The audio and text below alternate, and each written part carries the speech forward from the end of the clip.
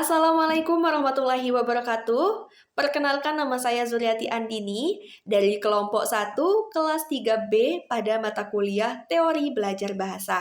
Jadi di sini kelompok 1 mendapatkan materi pendekatan psikologi. Saya akan menjelaskan terlebih dahulu apa itu pendekatan psikologi. Jadi pendekatan psikologi adalah cara atau teknik kita untuk melakukan atau menganalisis bagaimana struktur emosi pada manusia dan bagaimana proses mental itu terjadi kepada manusia.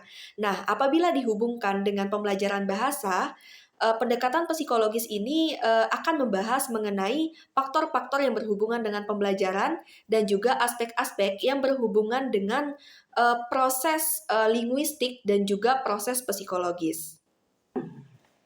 Pada pendekatan psikologis ini menawarkan berbagai jenis pendekatan dengan sudut pandang yang berbeda-beda, tentunya yang menjadi dasar pemikiran kenapa pendekatan psikologis itu digunakan dalam penggunaan bahasa.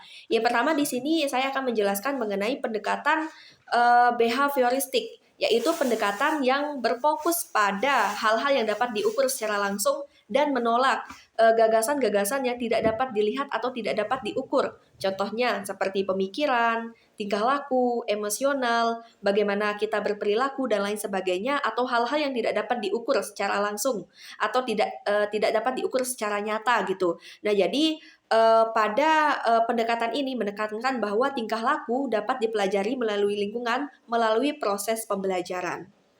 Sedangkan proses pendekatan kognitivisme adalah pendekatan yang lebih menekankan bagaimana peran mental itu bekerja gitu. Jadi itu membahas mengenai bagaimana manusia berpikir, bagaimana manusia itu bertingkah laku, bagaimana cara menyelesaikan masalah, pengambilan keputusan dan lain sebagainya, atau gagasan-gagasan yang tidak dapat diukur secara nyata.